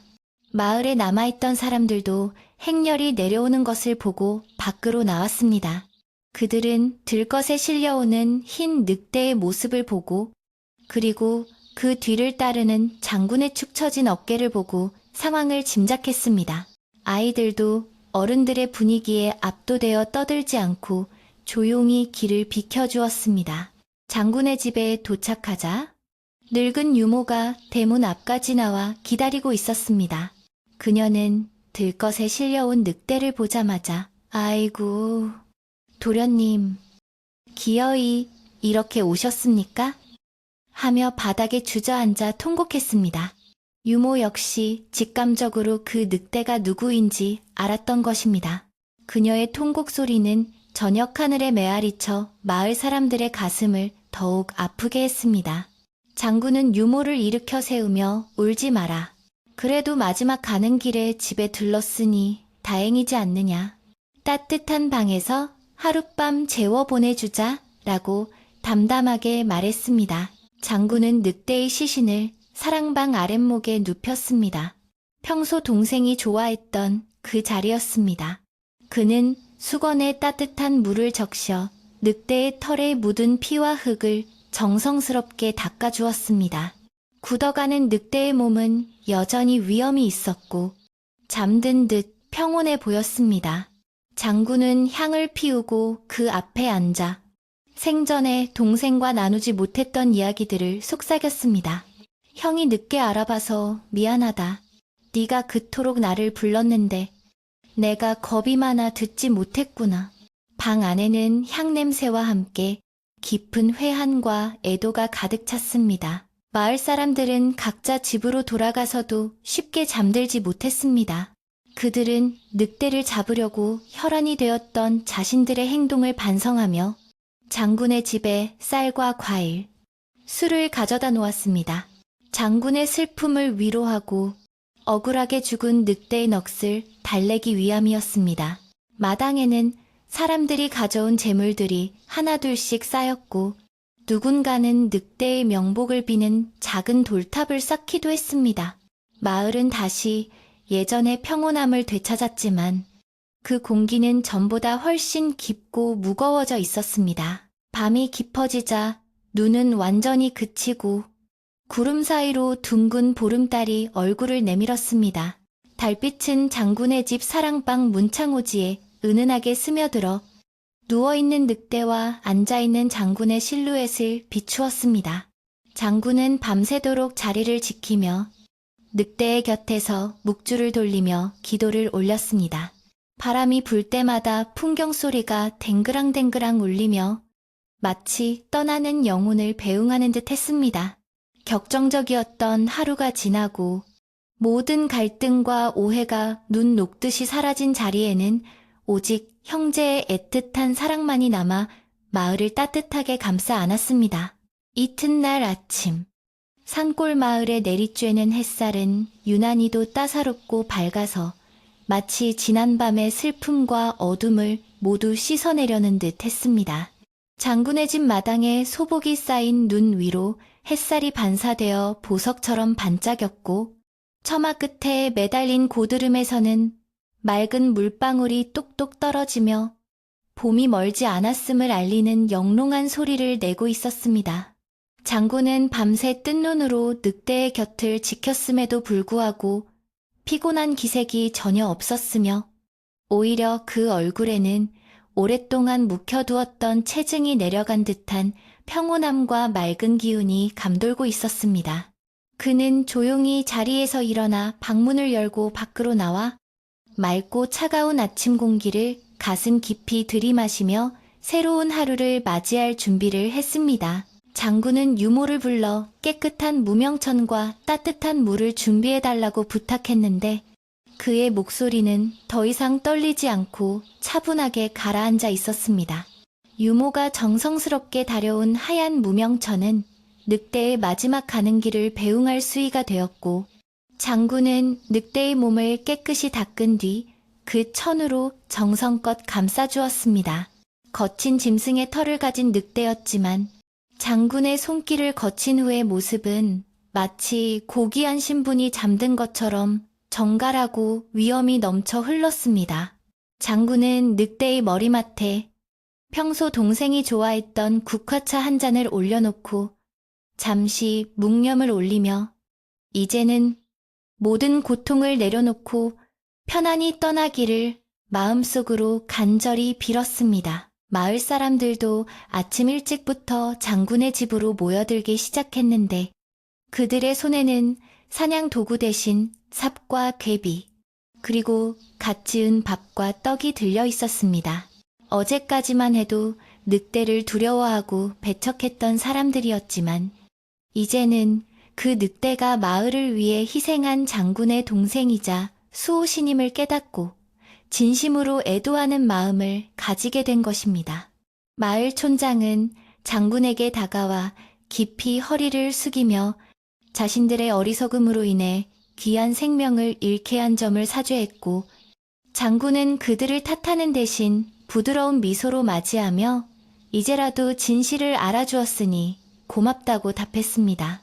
마당은 슬픔보다는 엄숙하고 따뜻한 화해의 분위기로 채워졌고 사람들은 서로의 눈을 바라보며 말없는 위로를 주고받았습니다. 장군은 늑대를 묻을 장소로 마을 뒷산 양지 바른 언덕을 택했는데 그곳은 장군의 부모님 산소가 있는 곳이자 어릴 적 형제가 뛰어놀며 미래를 약속했던 추억의 장소였습니다. 그곳은 하루 종일 해가 잘 들고 마을이 한눈에 내려다 보이는 명당으로 장군은 동생이 죽으면 묻어주려고 오랫동안 비워두었던 자리였습니다. 장군이 늑대를 안고 앞장서자 마을 청년들이 뒤를 따랐고 아낙네들과 아이들도 그 뒤를 이어 긴 행렬을 이루며 산을 오르기 시작했습니다. 아무도 시키지 않았지만 사람들은 소란을 피우지 않고 발소리를 죽이며 걸었고 가끔씩 들려오는 까치 소리만이 정적을 깨뜨리며 길을 안내해 주었습니다.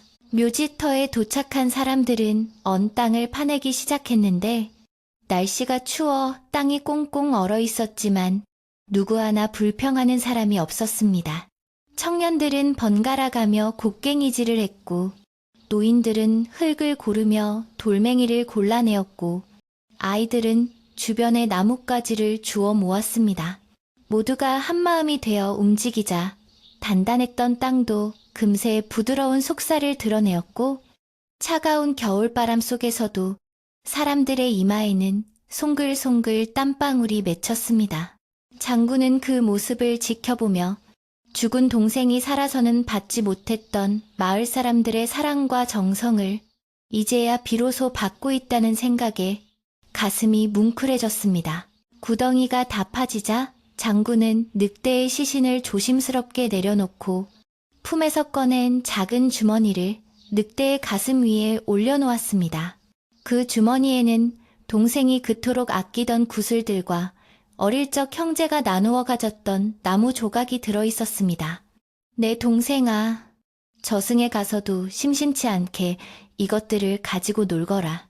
그리고 나중에 형이 갈 때까지 잃어버리지 말고 잘 간직하고 있거라. 장군의 나직한 목소리는 바람을 타고 흩어졌지만 그 안에 담긴 깊은 사랑은 땅속 깊이 스며들어 늑대의 영혼을 따뜻하게 감싸 안았습니다. 흙이 덮이고 봉분이 쌓이자 그곳은 짐승의 무덤이 아니라 영락없는 사람의 묘가 되어 의젓하게 자리 잡았습니다. 제사가 시작되자 유모가 준비해온 제물들이 상석에 차려졌고 장군은 술잔을 채워 무덤 앞에 뿌리며 큰 절을 올렸습니다. 술냄새가 은은하게 퍼져나가자 숲속에 새들이 날아와 주변 나뭇가지에 앉아 지저귀었는데 마치 숲의 정령들도 늑대의 마지막 가는 길을 배웅하는 듯 했습니다. 마을 사람들도 차례로 나와 절을 하고 늑대의 명복을 빌었는데 어떤 노인은 눈물을 훔치며 부디 좋은 곳으로 가시오. 장군님 동생분하고 소리내어 말하기도 했습니다. 이제 늑대는 더 이상 공포의 대상인 흰 늑대가 아니라 마을의 일원이자 장군의 사랑스러운 동생으로 기억되게 된 것입니다. 모든 장례 절차가 끝나고 사람들이 산을 내려올 때 하늘은 더없이 파랗고 맑게 개어 있었습니다. 장군은 부모님 산소와 나란히 놓인 동생의 무덤을 한 번 더 뒤돌아보며 이제는 정말로 동생을 떠나보낼 수 있을 것 같은 가벼운 마음을 느꼈습니다. 수십 년 동안 가슴을 짓누르던 죄책감과 그리움의 무게가 저 하얀 눈 속에 묻힌 늑대와 함께 영원한 안식에 든 것 같았습니다. 장군의 발걸음은 올라올 때보다 훨씬 가벼웠고 내려가는 길에 마주치는 겨울 나무들도 마치 그에게 수고하셨습니다.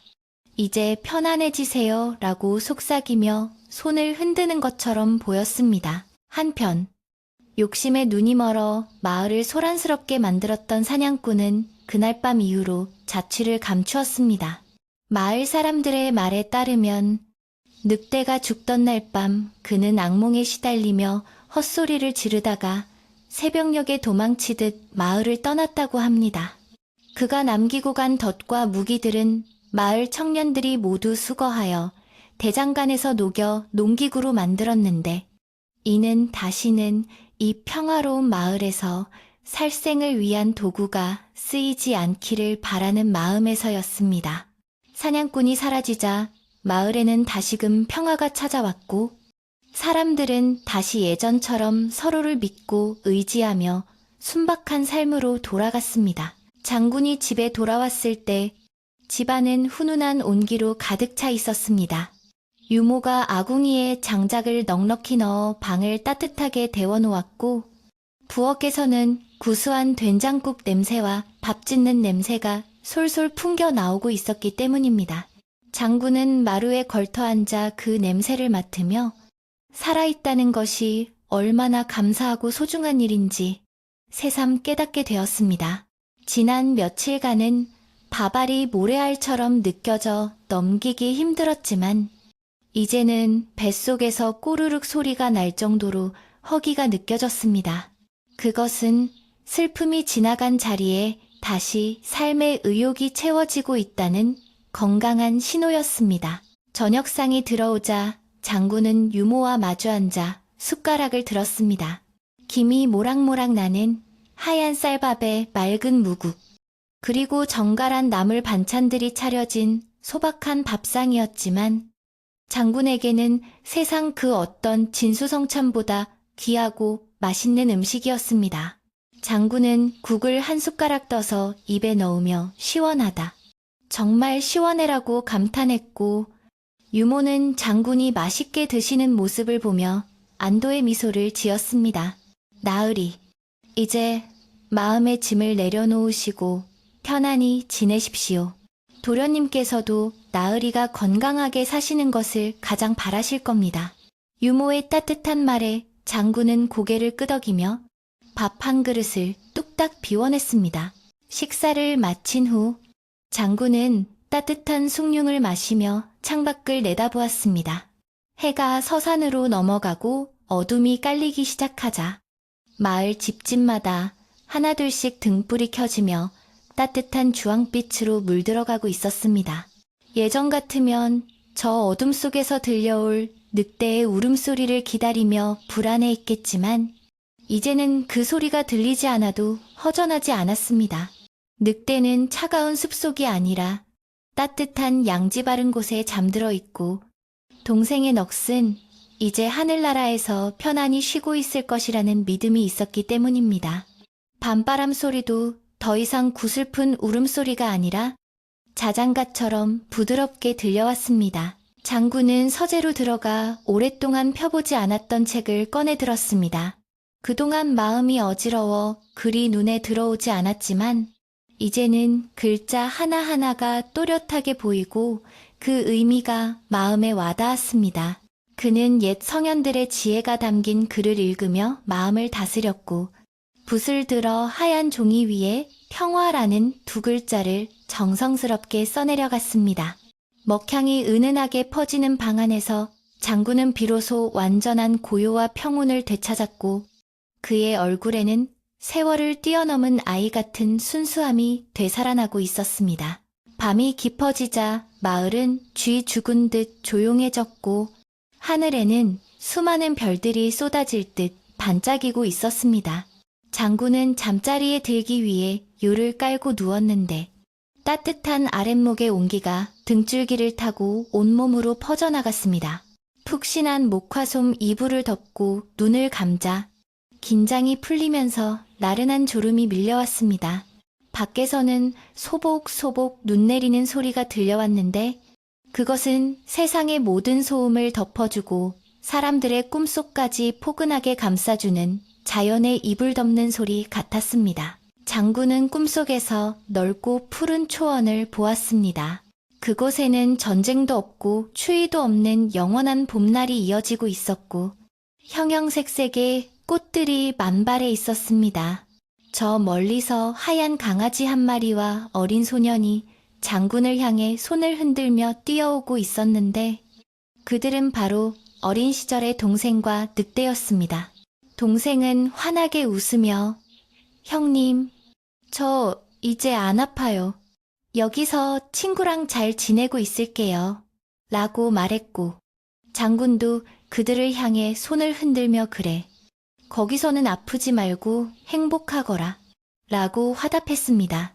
꿈속의 장면은 너무나 생생하고 아름다워서 장군은 잠결에도 입가에 미소를 머금었습니다.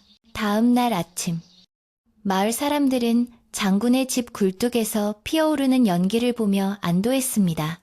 장군은 예전보다 훨씬 건강하고 활기찬 모습으로 마을을 산책하며 사람들과 인사를 나누었고 아이들에게는 옛날 이야기를 들려주며 인자한 할아버지로 돌아왔습니다. 그는 가끔 뒷산에 올라 동생의 무덤가를 살피고 잡초를 뽑아주었지만 더 이상 슬픈 얼굴은 아니었습니다. 오히려 무덤가에 핀 이름 모를 들꽃을 보며 생명의 신비로움에 감탄하고 바람에 흔들리는 나무들과 대화를 나누며 자연의 섭리에 순응하는 삶을 살았습니다. 흰 늑대의 이야기는 마을 사람들의 입을 타고 전설처럼 전해 내려오게 되었습니다.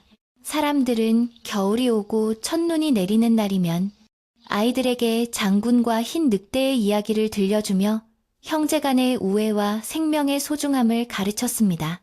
어떤 이들은 눈보라가 치는 밤이면 산속에서 여전히 늑대의 울음소리가 들린다고 말하기도 했지만 그것은 무서운 소리가 아니라 마을을 지켜주는 수호신의 노래라고 믿었습니다. 장군이 세상을 떠난 후에도 마을 사람들은 그를 동생의 무덤 옆에 나란히 묻어주었고 두 개의 무덤은 사이좋게 마을을 내려다보며 영원히 함께하게 되었습니다. 이제 이야기는 끝을 맺으려 합니다. 혹시 당신도 밤에 잠을 이루지 못하고 뒤척일 때가 있나요? 그럴 때는 창문을 열고 밤하늘을 올려다보세요. 그리고 마음속에 있는 걱정과 근심을 저 차가운 밤 공기에 실어날려 보내세요. 장군이 오랜 아픔을 털어내고 평온을 찾았듯이 당신에게도 반드시 따뜻하고 평화로운 아침이 찾아올 것입니다.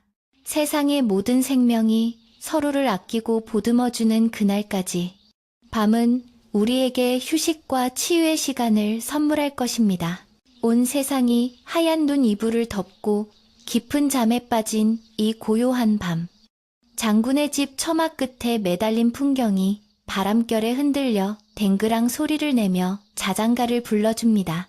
따뜻한 아랫목에 누운 당신의 눈꺼풀도 이제 무거워지고 마음은 솜털처럼 가벼워집니다. 부디 아무 걱정하지 말고 흰 늑대가 지켜주는 꿈속 나라에서 편안하고 깊은 잠을 주무시길 바랍니다. 이야기는 5부로 완결되었지만 당신의 요청에 따라 그 후의 이야기, 긴 세월이 흐른 뒤에 에필로그 전설이 되어 흐르는 강을 들려드리겠습니다. 편안한 마음으로 들어주세요. 장군과 흰 늑대가 나란히 잠들고 강산이 몇 번이나 변할 만큼 오랜 세월이 흐른 뒤 그 산골 마을에는 더 이상 옛날의 기와집도 장군이 쓰던 검도 남아있지 않게 되었습니다. 비바람에 깎이고 세월에 묻혀 사람들의 기억 속에서 희미해질 법도 하건만 신기하게도 두 형제의 이야기는 바람을 타고 물길을 따라 흘러내려와 오늘날까지도 그 마을의 전설로 살아 숨쉬고 있습니다. 마을 어귀에 서 있던 오래된 느티나무는 이제 장정 5이 팔을 벌려야 겨우 닿을 만큼 거대해졌고 그 나무 그늘 아래에는 여전히 할머니들이 옹기종기 모여앉아 부채질을 하며 손자들에게 그 옛날 눈 내리던 밤의 이야기를 들려주곤 합니다.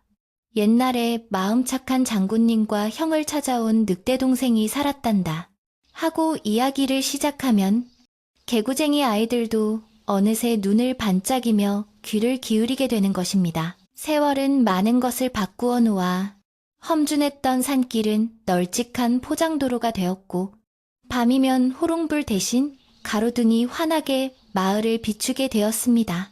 하지만 변하지 않은 것이 있으니 그것은 바로 뒷산 언덕 양지 바른 곳에 자리 잡은 두 개의 무덤과 그 주변을 감싸고 도는 따뜻한 기운입니다. 마을 사람들은 매년 첫눈이 내리는 날이면 누가 먼저랄 것도 없이 그 무덤가를 찾아가 따뜻한 차 한 잔을 올리고 묵념을 합니다. 그들에게 장군과 늑대는 단순한 과거의 인물이 아니라 마을의 평화를 지켜주는 수호신이자 힘들 때 마음을 기댈 수 있는 든든한 버팀목으로 여겨지기 때문입니다. 그래서인지 이 마을에는 도둑이 없고 이웃 간의 다툼이 생겨도 금세 화해하는 넉넉한 인심이 계속되고 있습니다. 어느 해 여름 도시에 살던 한 젊은이가 등산을 하러 왔다가 길을 잃고 헤매던 적이 있었습니다. 날은 어두워지고 갑작스러운 소나기까지 쏟아져 젊은이는 꼼짝없이 산속에 고립될 위기에 처했는데 그때 어디선가 하얀 강아지 한 마리가 나타나 꼬리를 흔들며 앞장섰다고 합니다. 젊은이는 홀린 듯 그 강아지를 따라갔고 정신을 차려보니 어느새 마을 입구에 안전하게 도착해 있었습니다. 뒤를 돌아보니 강아지는 온데간데 없고 비갠 밤하늘에 유난히 밝은 별 2개가 나란히 빛나고 있었다는 이야기는 지금도 마을 사람들 사이에서 신비로운 미담으로 회자되고 있습니다. 사람들은 그것이 장군과 늑대가 여전히 산을 돌보며 길 잃은 이들을 안내해주는 것이라고 굳게 믿고 있습니다. 장군의 집터가 있던 자리에는 이제 이름 모를 야생화들이 만발하여 꽃 대궐을 이루고 있습니다. 봄이면 진달래와 철쭉이 붉게 타오르고 가을이면 코스모스와 들국화가 바람에 한들거리며 지나가는 나그네의 발길을 붙잡습니다. 그 꽃밭 한가운데 앉아 눈을 감고 가만히 귀를 기울이면 바람소리 사이로 장군의 책 읽는 소리와 늑대가 평온하게 숨쉬는 소리가 들리는 듯합니다. 마을 사람들은 그곳을 형제동산이라 부르며 마음이 어지럽거나 위로가 필요할 때마다 찾아가 꽃향기를 맡으며 마음의 평화를 얻어오곤 합니다. 자연은 그렇게 인간의 슬픔을 치유하고 아름다운 기억만을 남겨 후세에 전해주는 역할을 묵묵히 해내고 있는 것입니다. 또한 마을 앞을 흐르는 맑은 개울에는 늑대 바위라 불리는 평평한 바위가 하나 있는데 밤이 되면 달빛을 받아 하얗게 빛나는 모습이 마치 늑대가 웅크리고 앉아있는 형상을 닮았다 하여 붙여진 이름입니다. 여름밤이면 마을 사람들은 그 바위에 걸터 앉아 발을 담그고 더위를 식히며 밤하늘의 별자리를 찾아보곤 합니다. 어르신들은 북쪽 하늘에 빛나는 별자리를 가리키며 저것이 장군별이고 그 옆에 작게 붙어 반짝이는 것이 늑대별이다 라고 일러주십니다. 하늘에 올라가서도 떨어지기 싫어 꼭 붙어있는 형제의 우애를 보며 사람들은 가족의 소중함과 사랑의 의미를 다시금 되새기게 됩니다. 이제 이 긴 이야기를 정말로 마칠 시간이 되었습니다. 장군과 흰 늑대의 이야기는 단순한 옛날 이야기가 아니라 우리 마음속에 있는 사랑과 용서, 그리고 평화에 대한 염원을 담은 노래입니다. 세상이 아무리 각박하고 변한다 해도 진심은 통하고 사랑은 영원하다는 사실을 저 산과 별들이 증명해주고 있습니다. 오늘 밤 당신의 꿈속에도 그 따뜻한 전설이 깃들기를 바랍니다. 혹시 압니까? 꿈길을 걷다가 우연히 하얀 늑대와 인자한 장군님을 만나 따뜻한 차 한 잔을 대접받게 될지 모르는 일이니까요. 창밖의 세상은 어둠에 잠겨 고요하고 모든 생명은 내일의 태양을 기다리며 깊은 휴식을 취하고 있습니다. 당신의 하루도 수고 많았습니다. 이제 무거웠던 짐은 모두 내려놓고 장군님이 누리셨던 그 평온한 안식의 세계로 들어가십시오. 밤하늘의 별들이 등불이 되어 당신의 꿈길을 지켜줄 것입니다. 부디 세상에서 가장 편안하고 행복한 꿈 꾸시길 바랍니다. 안녕히 주무세요.